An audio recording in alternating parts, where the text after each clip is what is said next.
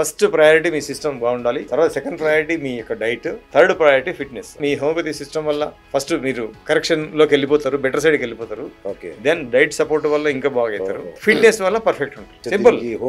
చాలా మంది ఏం చేస్తారంటే ఈ హోమియోపతి పక్కన పెట్టి అలోపతి పెడతారు.